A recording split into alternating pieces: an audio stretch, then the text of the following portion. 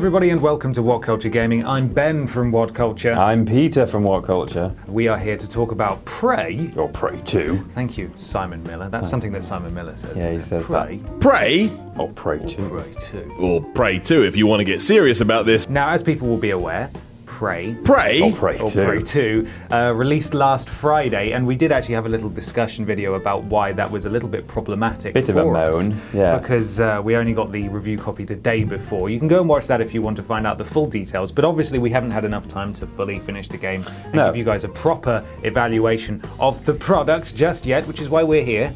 Or here too. Or here too. Yeah. Talk about Prey. Or Prey 2. Or Prey 2. God, that one caught me off guard. You've played a few hours over the weekend. I have. And how are you finding it? I'm enjoying it. It's good. You're a fan of Arcane Studios and Dishonored, it should be said right now. I am. I'm a fan of Dishonored. I'm a fan of Bioshock. I'm a fan of Prey 1, which was also just called Prey, but not Prey 2. Not Prey 2. And I think it's very nice. It's good.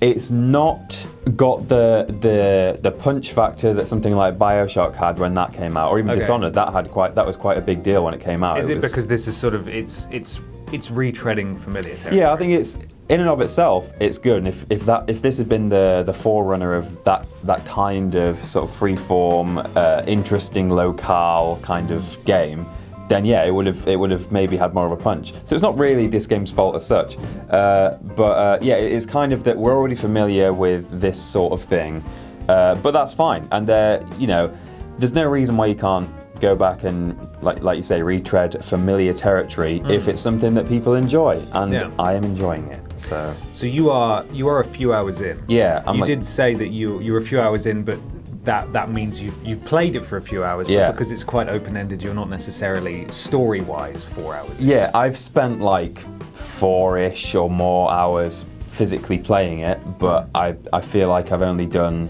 what would be called like 2 hours of the game or something like that. So is that annoying? It's a little bit.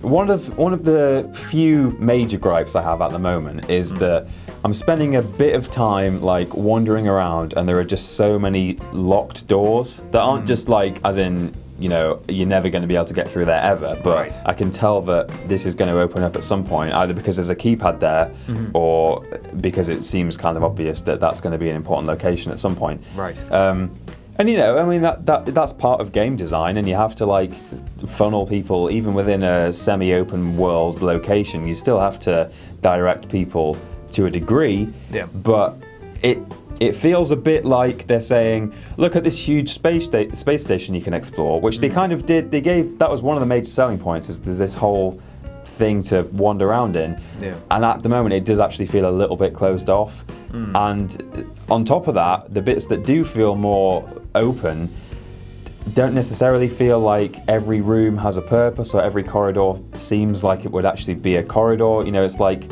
it's not the best designed world I've ever played. I'll just say that. Okay, because I think that it's sort of a staple of Arcane's development that they want you to play however you want. Oh, for sure. And that started to wear a little thin on me in Dishonored 2. I really liked it in Dishonored 1, but in Dishonored 2, the amount of places I found that you could only access with certain powers. Yeah. And this stretches back way into the distance with game development. In action games, you find areas in the first world that you can't use until you come back later on. But those are significantly more linear. Yeah. These kinds of games where it really is only one way you can go, and it's just overwhelming. You're thinking, I've got to try and remember that this is here. Yeah. And then I've got to come back, and then it's only optional. And like, do I have to do it? And it really only appeals to a certain type of player, I think, and that could put people off. Yeah, you do kind of wonder whether, am I going to remember to come back to this place? Is there a weapon behind it? Because the weapons wheel is huge. I've only got like 4 weapons so far, and there's space for like, there must be room for like 20 odd weapons in the weapons wheel. And I kind of feel like some of these must be like, a lot of games will, they'll lead you down a certain linear segment, and then you go, oh, here's a shotgun. And then it does like an animated thing where he's going like that for the first time. I feel like some of these weapons I might miss, or there might be like interesting emails and stuff that I'm not going to read. And again, that's part of, they designed a game like that so it's got replayability, and you might get to the end of the game and then think, right, now I'm going to go back and play again and explore everything and find every email. And it does add like a reason to go back and play again, of course, having these rooms that you're not going to find on the first run. But at the same time, depending on what kind of player you are, that you might find that frustrating that you can't just do that from the get-go.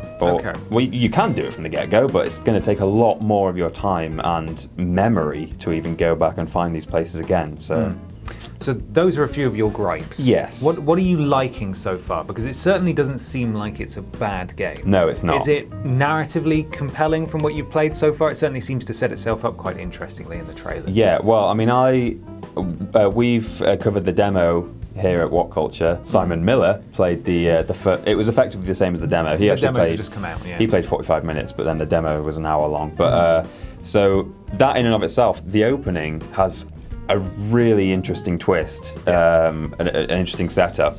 So I'm sure many of the people watching will have already seen it. But so that's a really nice way to start the game, and you instantly go in there feeling kind of a little bit helpless, and you're on your own. And you can tell there's this conspiracy going on that you're part of, and not knowing pretty much who you are or what's going on is really intriguing, and it makes you read every little note that you find, and you want to look around every room and just try and get extra little clues everywhere you are, which I find is really interesting. Okay. The one thing that I did find quite intriguing is that I picked up a stun gun, and it says it only works on human enemies. Oh. And so far, I've not encountered any human enemies. So, I mean, I don't know if that's a bit mini spoiler, but yeah, it's because I'm giving another gripe here, and it feels a bit bad because I'm enjoying the game. Okay, but that's fine. It shows that you are you're able to look at it objectively. Right? Yes. And see the flaws. A little thing that kind of bothered me to begin with was the worry that all I was going to be doing for the next however many hours was fighting black shadows. Yeah, how are they? They're called mimics, right? Or are those just the small ones? Yeah, the mimics are the small ones, and then there's, God, I can't remember the names at the moment, but there's Tim. there's Tim, and then there's Bill. like Alan who's like the big huge. one. Yeah. But they're all made out of the same kind of shadowy texture. Yeah. Which I like in a way, because I find it frustrating sometimes when games have like this big assortment of completely different like shaped enemies who are all meant to be part of the same like conglomerate. And it's like, how does that work? How have these guys got together? Like, where does that? But I was worried. All I'm going to be fighting is shadows for the rest of the game, and it seems that that's not going to be the case. Good. So that's good. Okay. You get to play as a man or a woman, right? Yes, you do. Are they both called Morgan? I don't know. Because it can technically be an. It's a unisex name. It is a unisex name. I'm playing as male Morgan. Morgman. Rather than Morgwoman. Yeah, Morgana or Morgana's a man in Persona 5. That's true, actually. Yeah. You get to play as both. I can't answer that question, I'm afraid. Doesn't really make any difference, I'd have thought, to the story. It's just a lady voice or a man voice. Yes. Another thing I'm a big fan of, in general, is the engine, which I think is new. I don't know. Citation needed, but... Is it shiny? It's shiny. I like the way things are moving. I like the physics. I think it's really solid. I've not seen any, I've not been able to look through a wall or anything. I mean, that's... I had that a couple of times in Dishonored 2. Oh, well, I was going to say there's less and less of that nowadays, but if you had it in Dishonored 2, a little bit, then... from every now and then. But, right. Yeah, but at the moment, it seems rock solid. I've not had any bugs or glitches. So in terms of performance, that's certainly a plus mark. Probably the most interesting thing is the kind of unique approach to... There's so many things here that you just don't get in other like-for-like games. So the glue gun, for example, is a really interesting example. You can walk up walls. One thing that I didn't know before I played the game is you can spray a blob on the floor and jump off a height that would normally kill you, and if you land on the glue, that's clever. then it saves you. So you can probably cheese your way into lots of areas you're not meant to. Yeah, exactly. The glue gun is one that they talked a lot about when we went to Gamescom and in the run up to the release of the game. So you can stick you can put it on your enemies. You can put it over pipes that are spewing fire out, and it's still got surprises in it. Like being able to jump off a thing and land on a glue. I was like, oh, see, I don't even know everything about this gun yet. It's clever. I like the recycler. You can like throw all your junk into the recycler and it just gives you like the raw stuff that you can use in the crafting machine. Okay. So it gives you a reason to even pick up like, I found this dead body that had a wrench on it, and you get a wrench recycle from the body, did you? I didn't recycle the body. It doesn't good. let you. You start the game with a wrench, and I found a corpse that had a wrench lying by her side, and I put the wrench in the recycler. It just gives you a reason to pick up everything because you know, well, that's basically free money / material. Do you pick it up, or do you just sort of use the gun and point it at the thing on the floor? No, you put it in your inventory and then you drop things into the recycler when you, and then you can take the stuff out the other end and then go to a crafting machine, and you can build another wrench for some reason. That's an option. You can build a second wrench. I don't know what you do with it. Everyone knows that wrenches are made out of ᴾŒᵼite. Yes. And then you just rub them together with the ᴾŒᵼite, and then a proper. sure. That's how wrenches get made. I always wondered how wrenches. I always wondered how wrenches got made. Talk to me about the atmosphere, because spooky space station, aliens, Allens, and music. Yes. And lighting, yes, and a good engine tend to lend themselves quite well to spoopy times. Has it pulled any of that on you yet? Walking down a corridor with a fire at the end of it, and it's just you and a wrench and shadows of stuff happening. I'm just picturing Bioshock in space. Bioshock in space. I mean, you talk about lighting. The one thing they've not necessarily utilized super well so far is lighting. I can't recall that many areas where I've gone down a There's a lot of power on, isn't there, for a space station that seems quite abandoned. I mean, I don't mind that they're not using darkness because they use other stuff really well, so it's not lacking in you wouldn't scaries. Be able to see the Allens, would you? But no, that's true because they're all black. That's a good point. Maybe that's why. Yeah. But they use sound really well. There's these, I still can't quite work out actually.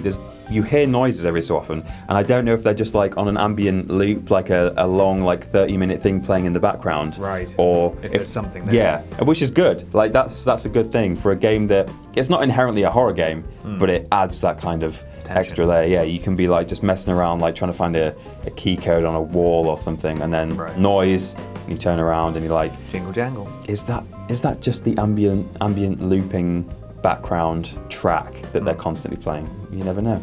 There we go. You may never know, ever. So on the whole, you're enjoying it so far. It's got some niggles, but they could end up working out. Yeah, for sure. As you proceed through. I feel like I've disproportionately talked about the niggles. It sounds like I don't like it as much as I do, but I do. It's easier to talk about things you don't like sometimes, isn't it? Look at the YouTube comments section, for example.